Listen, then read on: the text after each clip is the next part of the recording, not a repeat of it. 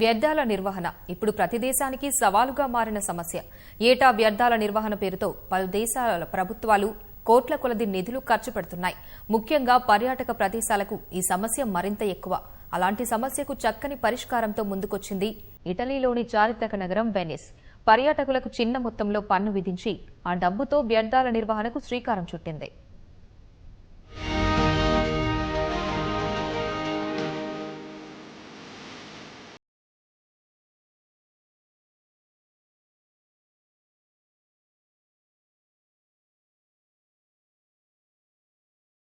Venice ఇటలీలోని ఓ అందమైన చారిత్రక నగరం.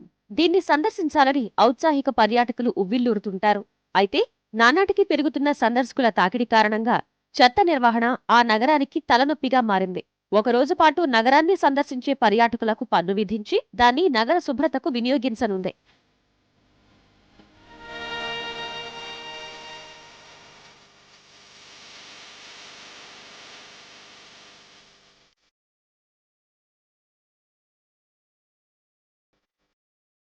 వెనిస్ నగరంలోని చారిత్రక ప్రాంతంలో దాదాపు 60,000 మంది నివసిస్తూ ఉంటారు.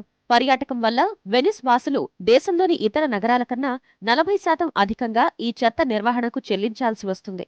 గతేడాది ఆ దేశ ప్రభుత్వం ఎక్కువ కాలం నగరంలోనే ఉండేవారికి కాకుండా డే ట్రిప్పర్స్ అని పిలిచే ఒక్కరోజు పర్యాటకులకు 2.5 యూరోల నుంచి 10 యూరోల వరకు పన్ను విధించేందుకు సిద్ధమైంది. ఇందులో విద్యార్థులు, ఉపాధి, వ్యాపార నిమిత్తం వెనిస్ కు వచ్చే పరిసర గ్రామాల ప్రజలకు మినహాయింపు ఇచ్చింది.